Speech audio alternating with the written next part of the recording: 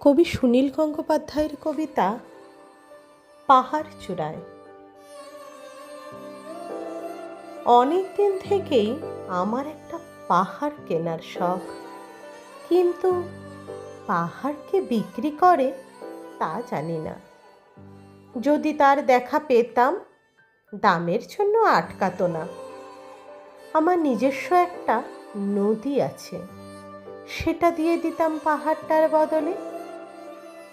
কে না জানে পাহাড়ের চেয়ে নদীর দামই বেশি। পাহাড় স্থানু, নদী বহমান, তবু আমি নদীর বদলে পাহাড়টাই কিনতাম, কারণ আমি ঠকতে চাই। নদীটাও অবশ্য কিনেছিলাম একটা দ্বীপের বদলে। ছেলেবেলায় আমার বেশ ছোট্ট খাট্ট ছিমছাম একটা দ্বীপ ছিল, সেখানে অসংখ্য প্রজাপতি। শৈশবে দ্বীপটি ছিল আমার বড় প্রিয়। আমার যৌবনে দ্বীপটি আমার কাছে মাপে ছোট লাগলো। প্রবহমান ছিপছিপে তন্নি নদীটি বেশ পছন্দ হলো আমার। বন্ধুরা বলল, ওইটুকু একটা দ্বীপের বিনিময়ে এত বড় একটা নদী পেয়েছিস, খুব জিতেছিস তো মাইরি। তখন জয়ের আনন্দে আমি বিহ্বল হতাম। তখন সত্যি আমি ভালোবাসতাম নদীটিকে। নদী আমার অনেক প্রশ্নের উত্তর দিত, যেমন, বলো তো আজ সন্ধেবেলা বৃষ্টি হবে কি না। সে বলতো, আজ এখানে দক্ষিণ গরম হাওয়া, শুধু একটি ছোট্ট দ্বীপে বৃষ্টি, সে কি প্রবল বৃষ্টি, যেন একটা উৎসব। আমি সেই দ্বীপে আর যেতে পারি না।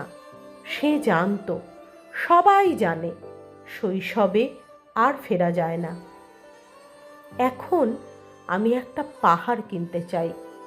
সেই পাহাড়ের পায়ের কাছে থাকবে গহন অরণ্য। আমি সেই অরণ্য পার হয়ে যাব।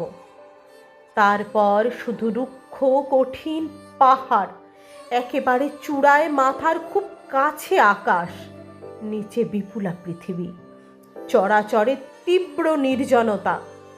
আমার কণ্ঠস্বর সেখানে কেউ শুনতে পাবে না। আমি ঈশ্বর মানি না, তিনি আমার মাথার কাছে ঝুঁকে দাঁড়াবেন না। আমি শুধু 10 দিককে উদ্দেশ্য করে বলবো, প্রত্যেক মানুষই অহংকারী। এখানে আমি একা, এখানে আমার কোনো অহংকার নেই।